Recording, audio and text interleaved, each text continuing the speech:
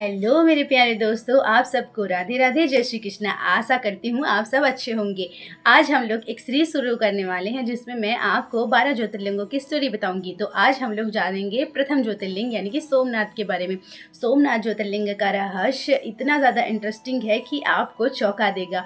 और सोमनाथ ज्योतिर्लिंग केवल दर्शन मात्र से सारे पाप और सारी मनोकामनाएं पूर्ण हो जाती है, ऐसी इसकी मान्यता है। केवल दर्शन मात्र से। आपको पता है इस मंदिर को ध्वस्त करने के हजारों लोगों ने कोशिश की है और कई बार कई सारे लोग आक्रमणकर्ता इस मंदिर को ध्वस्त करने में सफल भी हुए, लेकिन उसके बाद भी आज भी ये ज्योतिर्लिंग और ये मंदिर सौराष्ट्र में उपस्थित है। हजारों भक्त इसके दर्शन करते हैं। लेकिन ऐसा क्या स्पेशल है कि इतनी बार इस मंदिर पर आक्रमण हुए, इतनी बार संकट आया, लेकिन आज भी इस मंदिर का कोई बाल भी वाका नहीं कर पाया। ये मंदिर पुनः खड़ा हो जाता है। तो ऐसी कौन सी एनर्जी है और ऐसा कौन सा ऐसा शक्ति है जिसके बदौलत ये मंदिर आज भी अपनी प्रसिद्धि, अपनी मान्यता और अपनी रूह के लिए जाना जाता है। तो आप ज़रूर इस वीडियो को पूरा देखिए और हम लोग जानेंगे इंटरेस्टिंग स्टोरी, हिस्ट्री भी जानेंगे और इसकी पुरानी कथाएं भी जानेंगे। तो आप सबको ये कथा अवश्य सुननी चाहिए। तो चलिए वीडियो की शुरुआत करते हैं। कमेंट में सभी लोग हर हर महादेव ज़रूर लिखिए। पहली चीज़ आप ये समझिए कि ऐसी मान्यता थी कि पहले ये शिवलिंग जो है ना वो हवा में तैरता था। हाँ, तो ये शिवलिंग जो है ना वो ज़मीन पे स्पर्श ना करके हवा में तैरता था। इस प्रकार से इसको बनाया गया था जब ये शिवलिंग पहले था। लेकिन बाद में ऐसे बहुत सारे आक्रमण हुए जिसके बाद जो चुंबकीय व्यवस्था बनाई गई थी इसके लिए वो सब नष्ट हो गया और ये मंदिर अब उस प्रकार से नहीं रहा। तो पहले इसकी पौराणिक कथा जानिए कि इसका निर्माण कैसे किया।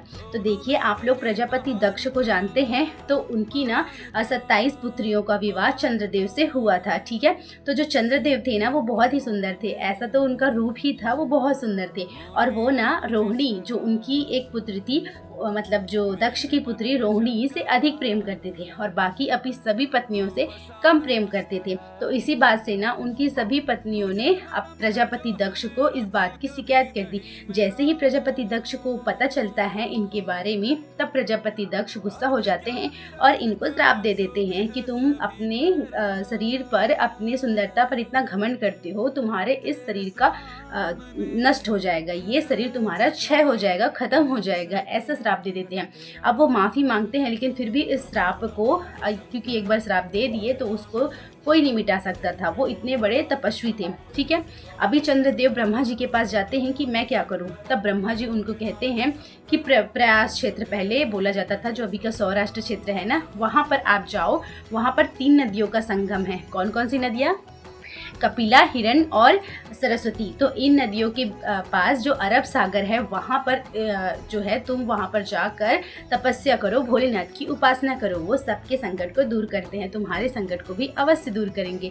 अब चंद्रदेव चले जाते हैं और बहुत वर्षों तक तपस्या करते हैं, भोलेनाथ की स्तुति करते हैं और अंततः हमारे भोलेनाथ प्रसन्न होकर वहाँ प्रकट हो जाते हैं और चंद्रदेव को कहते हैं कि देखो, श्राप तो मैं पूरी तरीके से ख़त्म नहीं कर सकता, लेकिन हाँ, तुम्हारा ये जो शरीर है जो क्षय होते जा रहा है, इसको मैं ज़रूर ठीक कर सकता हूँ। तो तुम्हारा ये जो रूप है वो क्षय होगा और एक दिन फुल मून यानी कि पूर्णिमा तक रहेगा और फिर से ये 15 दिन के लिए बढ़ेगा और फिर से 15 दिन घटेगा। इस प्रकार से तुम्हारा अंत भी नहीं होगा और ये श्राप भी रह जाएगा। ठीक है, तो इस प्रकार से महादेव उनको सॉल्यूशन देते हैं। तब चंद्रदेव ना उनसे प्रार्थना करते हैं कि देखिए महादेव, आप ना यही विराजमान रहिए, आप यहाँ पर रहिए और सभी भक्तों के कष्टों को दूर करिए। तब महादेव उनको तथास्तु बोलते हैं और स्वयं चंद्रदेव ने पूरे सोने से इस मंदिर का, विशालकाय मंदिर का निर्माण किया था। और शिवलिंग की, उस शिवलिंग की जहाँ पर शिव ज्योतिमय में प्रकट हुए। देखो, ज्योतिर्लिंग इसीलिए कहा जाता है कि भगवान शिव ज्योति ये रूप से ही प्रकट हुए हैं, है ना, तो ज्योतिर्लिंग कहा जाता है। तो जो पहला ज्योतिर्लिंग है उसको सोने के महल से पूरी तरीके से सुसज्जित करके सोमनाथ, सोम यानी कि चंद्र, और चंद्रदेव ने ये बनवाया, इसलिए वो उसका नाम सोमनाथ पड़ा। ठीक है, तो ये एक स्टोरी आई जाती है। उसके बाद जो है ना एक ऐसी भी स्टोरी आती है कि कहते हैं कि रावण ने इसे जो है चांदी से बनवाया था और भगवान श्री कृष्ण ने द्वापर युग में इसको चंदन की लकड़ी से बनवाया था। तो इस प्रकार की भी इसकी मान्यता है। तो अलग अलग समय में इसकी अलग अलग मान्यता है। अब देखिए कि इसको आक्रमणकर्ता ने क्यों ऐसा चाहा कि इसको ख़त्म किया जाए। देखिए जो चोर रहते हैं ना, उनको तो बस यही चाहिए होता है कि कब हम चोरी कर लें, ठीक है। तो जो एक आया था, तुर्की से आया था, जिसका नाम था महमूद गजनवी।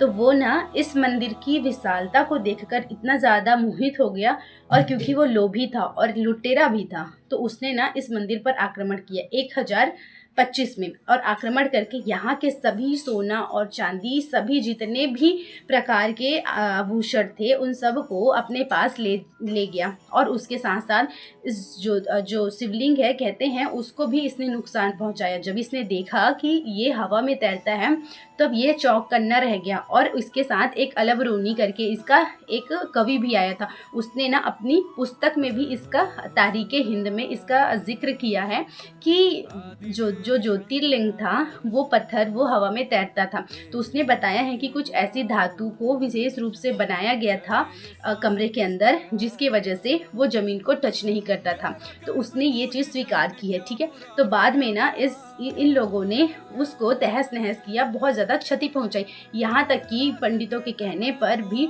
उन्होंने उस मंदिर के शिवलिंग को भी नहीं छोड़ा। उन्होंने कहा भी कि आप सोने चांदी ले जाइए, लेकिन हमारे भगवान को कुछ मत करिए। लेकिन फिर भी वो इतने निर्दयी थे कि उन्होंने सभी प्रकार की चीज़ों को नष्ट कर दिया, पूरे मंदिर को ध्वस्त कर दिया। तो इस प्रकार इस मंदिर को इतना नुकसान हुआ।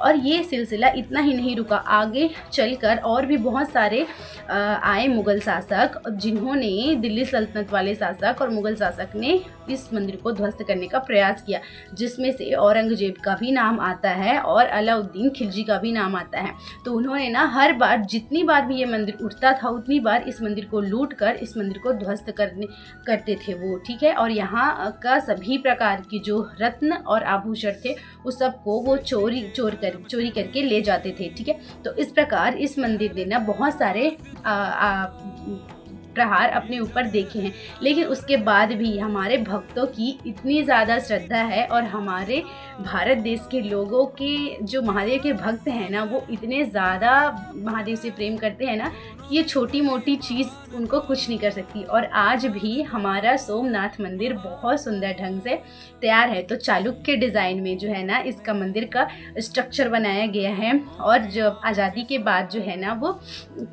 सरदार वल्लभ भाई पटेल और राजेंद्र प्रसाद ने इसकी बात उठाई, और 11 मई 1951 को इस ज्योतिर्लिंग को स्थापित करके, प्राण प्रतिष्ठा करके, जो है अभी जो ज्योतिर्लिंग उपस्थित है उसकी प्राण प्रतिष्ठा करके इस मंदिर को पुनर्जीवित किया गया। तो इस प्रकार बहुत सारे लोगों ने इसको आगे मतलब बनाए रखने में बहुत सारा हेल्प किया, बहुत सारा मदद किया, तब जाके ये ज्योतिर्लिंग आज हम सब देख पाते हैं। तो इस प्रकार इसकी स्टोरी है दोस्तों, और इतना ज़्यादा ये इंटरेस्टिंग है और रहस्यमय है। आपको पता है, इसके 2-3 चीज़ें आपको ज़रूर जानी चाहिए। इसमें जो समुद्र, देखिए समुद्र के किनारे यदि कोई उपस्थित है नगर कोई भी, तो वो हमेशा बाढ़ और सुनामी और बहुत सारे जो प्राकृतिक आपदाएं आने के बाद क्षतिग्रस्त हो जाते हैं। लेकिन ये ज्योतिर्लिंग, ये मंदिर को बाढ़ का पानी, समुद्र का पानी कुछ भी नहीं कर पाया। आज तक ये अपनी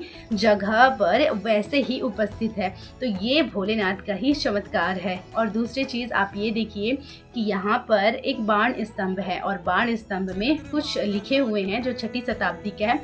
उसमें यह लिखा हुआ है कि यहाँ से दक्षिण दिशा में जाने पर कोई भी भूमि नहीं है, और अंटार्कटिका तक जब हम लोग जाते हैं उसके सीध में, तब सच में ऐसा है। और भौगोलिक रूप से उसमें जो बातें लिखी हुई है उतनी साल पुरानी, वो बातें आज भी सत्य है। तो इस प्रकार इतना बड़ा साइंस था इस सोमनाथ ज्योतिर्लिंग के पीछे। और सोमनाथ ज्योतिर्लिंग कहते हैं, नाम बस से हर प्रकार के पाप नष्ट हो जाते हैं, हर प्रकार के दोष नष्ट हो जाते हैं। और आज भी लाखों भक्त यहाँ जाते हैं और सोमनाथ ज्योतिर्लिंग, द फर्स्ट ज्योतिर्लिंग की दर्शन कर पाते हैं।